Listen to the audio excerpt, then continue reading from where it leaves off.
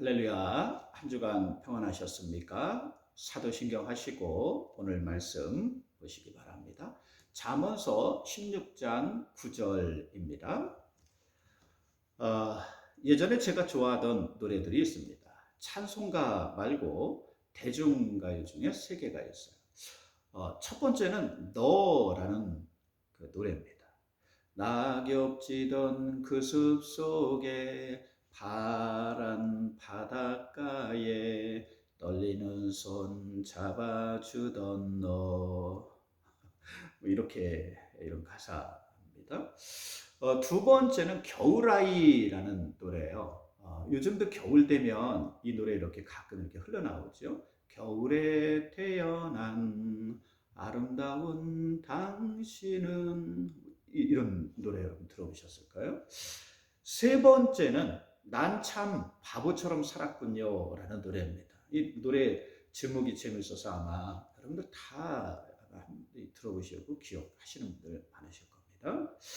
이 세 노래에 공통점이 있습니다. 똑같은 가수가 부른 노래라는 거예요. 바로 이종용이라는 가수가 불렀습니다. 이종용 씨는 1975년 너라는 노래로 그 당시 금주의 인기가요에서 연속적으로 1위를 차지했습니다. 연이어 겨울아이와 난 참 바보처럼 살았군요가 히트하면서 당대의 최고의 스타가 되었어요. 방송국에서 제일 잘 나가는 사람이었습니다. 세상에서 그 누구보다도 성공한 사람이었어요. 그러던 어느 날 경찰들이 방송국으로 들이닥쳤습니다. 그래서 잡혀갔어요. 세상을 떠들썩하게 했던 1975년 연예인 대마초 사건입니다. 여기에 주역으로 알려지면서 그의 인생은 다 끝나는 것 같았습니다. 1년 6개월 징역에 집행유예 3년, 그리고 연예인 활동을 4년 동안 금지한다는 처분을 받았어요. 앞으로 모든 것이 끝난 것 같았어요. 인생이 다 끝나는 것 같았습니다. 그러나 모든 것이 끝났다고 보았던 그의 인생의 전환점이 된 것이 바로 감옥이었습니다. 그는 감옥 안에서 자신의 인생을 돌아보았어요. 과연 무엇이 진정한 성공인가? 그동안 자신이 그토록 추구했던 성공의 의미가 무엇인가? 모든 것이 헛되고 의미가 없다는 것을 깨달았어요. 이 땅에서의 성공이 물거품과 같다는 것도 알게 되었습니다. 자신에게 진정으로 필요한 것은 세상의 성공이 아니었어요. 감옥 안에서 조금씩 성경을 읽으면서 자신을 돌아보게 되었습니다. 그리고 자신에게 정말로 필요한 것은 생명의 주님이었습니다. 하나님 안에 있으면 새로운 소망이 있다는 사실도 깨달았어요. 형을 마치고 출소했습니다. 그러나 당시 연예계로 돌아가지 않았어요. 교회에 나갔습니다. 그러면서 현대극단에서 하는 지저스 크라이스트라는 공연에서 예수님 역을 맡아서 2년 동안 공연을 했습니다. 그리고 82년 신학을 공부하러 미국으로 갔어요. 신학교를 마치고 목사님이 되었습니다. 그래서 텍사스에서 목회를 시작해 로스앤젤레스로 건너가서 코너스톤 교회를 개척해서 지금까지 사역하고 있습니다. 이종영 목사님은 목회하면서 어려움도 많았지만 정말 세상에 줄 수 없는, 세상이 알 수도 없는 평안의 삶을 살고 있다고 고백합니다. 가수 이종용으로는 바보처럼 살았지만 목사 이종용으로는 너무도 행복한 삶을 살고 있다고 고백해요. 그러면서 세상의 성공을 추구하는 사람들에게 이렇게 조언해주고 있습니다. 성공한다고 행복하지 않습니다. 최고가 된다고 만족함이 오는 것이 아닙니다. 진정한 행복은 주님 안에 있습니다. 삶의 진정한 만족은 생명의 주인이신 하나님을 만날 때 온다고 조언합니다. 하나님은 모든 것이 끝난 것 같을 때 새롭게 시작하십니다. 아무런 길도 소망도 보이지 않을 때 새롭게 시작해 가십니다.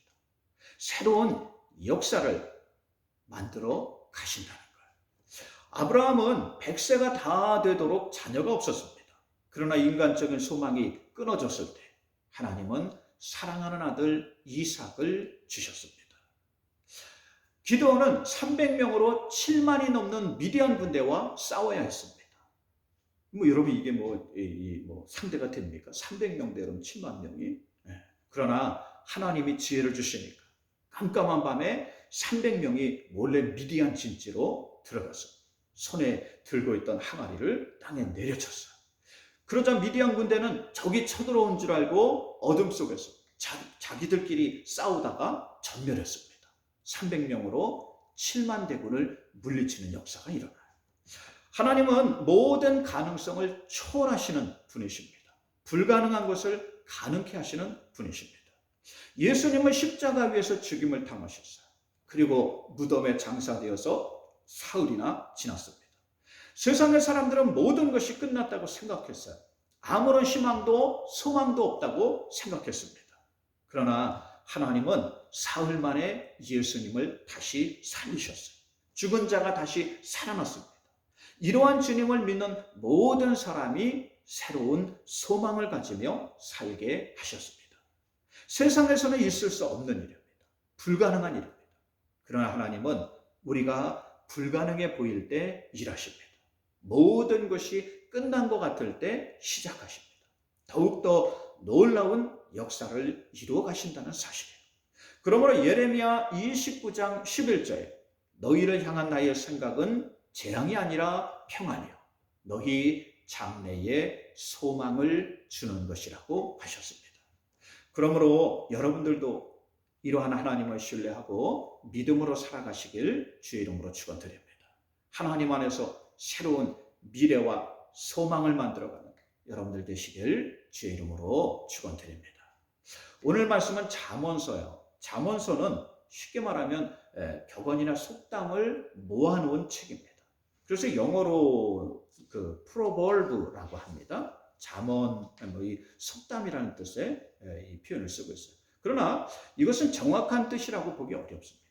잠언서는 원래 히브리 말로 미셸레인데 이것은 세상에서 가장 지혜로운 책이라는 뜻입니다. 잠언서는 세상에 있는 모든 지혜들을 모은 책이라고 할 수 있습니다. 흔히 솔로몬의 지혜서로 알려져서 솔로몬이 다 지은 것으로 알고 있지만 그렇지 않습니다. 그의 12대 후손인 히스기야 왕 때 신하들이 편찬한 거예요. 거의 1000년이 넘게 기록된 그 선집들을 다 모아가지고 모은 모음집입니다. 여기에는 다양한 삶의 가치들과 지혜와 무엇이 옳은 행동이고 삶의 방식인지를 가르쳐주고 있습니다. 잠언서는 한마디로 사람이 어떻게 살아야 올바로 사는 것인지 알려주고 있어요. 가장 중요한 것이 바로 하나님을 경외하며 사는 것이라고 말합니다. 경외한다는 것은 존경하되 거기에 두려운 마음까지 함께 가지고 있는 거예요. 사람이 올바로 살려면 하나님을 경외하면서 살아야 한다는 거예요. 하나님 모든 것의 창조주이시고 주인이시기 때문입니다. 오늘 말씀에 사람이 마음으로 자기의 길을 계획할지라도 그 걸음을 인도하시는 분은 여호와 하나님이라고 하셨습니다. 여러분들이 지금까지 열심히 잘 살아오셨습니다. 나름대로 최선을 다하면서 살아오셨어요. 그러나 인생의 결과는 좋은 것도 있고 나쁜 것도 있습니다. 오늘날의 삶이 만족한 것도 있지만 마음에 들지 않는 부분들도 있습니다. 아무리 열심히 살고 좋은 열매를 맺으려 해도 잘 되지 않는다는 거예요. 우리의 계획과 뜻대로 잘 되지 않습니다. 그러면 우리는 더 잘해보려고 인생의 궤도를 수정하고 목표를 바꾸어 보기도 합니다. 그러나 그러면 그럴수록 인생은 꼬여가요. 마치 실타래가 얽히는 것처럼 얽혀갑니다. 산에서 길을 잃고 헤매는 것처럼 헤매게 돼요. 인생이 자신이 계획한 대로 되지 않고 의도한 대로 되지 않을 때가 많다는 거예요. 왜 그럴까? 그것은 간단합니다. 바로 이 세상의 주인이 우리가 아니기 때문입니다. 성경에 우리는 나그네라고 하였어요. 예전에 최희준이라는 분이 부른 유명한 하숙생이라는 노래가 있어요. 이 가사에 보면 인생은 나그네길, 어디서 왔다가 어디로 가는지 모른다는 가사가 있습니다. 천상병 시인은 유명한 귀천이라는 시에서 이 세상 소풍 끝나는 날 나 하늘로 돌아가리라 하고 노래합니다. 시편 90편 10절에 우리의 연수가 70이요 강건하면 80이라도 그 연수의 자랑은 수고와 슬픔뿐이요 신속히 가니 우리가 날아간다고 했습니다. 우리 인생이 얼마나 빨리 가는지 날아간다는 거예요. 또한 얼마나 짧은지 어젯밤에 지나간 밤의 한 순간 같다고 했습니다. 제가 얼마 전에 메일을 확인하다가 자연스럽게 그 페이스북에서 온 메시지를 이렇게 확인했어요. 카톡처럼 전 세계 사람들이 이 페이스북에 사진도 올리고 일상의 삶을 이렇게 공유하기도 합니다. 보니까 예전에 친구들과 지인들 이름이 있어서 그 이름을 보고 이렇게 들어가서 이제 사진을 좀 이제 보려고 어떻게 이제 변했는지. 근데 전혀 딴 사람들이 있는 거예요. 전혀 모르는 사람들이 있는 겁니다. 옛날 모습을 전혀 알아볼 수가 없어요. 그도 그럴 것이 벌써 30년의 시간이 지났기 때문에. 그때는 풋풋한 청년이고 아가씨이던 사람들이 이제는 중년의 아줌마, 아저씨가 되어 있습니다. 어떤 분 할아버지가 되어 있는 분도 있고요. 정말 엊그제 만났던 사람들인 것 같은데 수십 년의 세월이 흘렀습니다. 인생이 참으로 빨리 지나가요. 이렇게 짧은 인생을 살면서 세상이 왜 나의 뜻대로 되지 않느냐, 세상이 왜 내가 원하는 대로 되지 않느냐고 고집부리며 사는 자체가 너무도 어리석은 것 같습니다.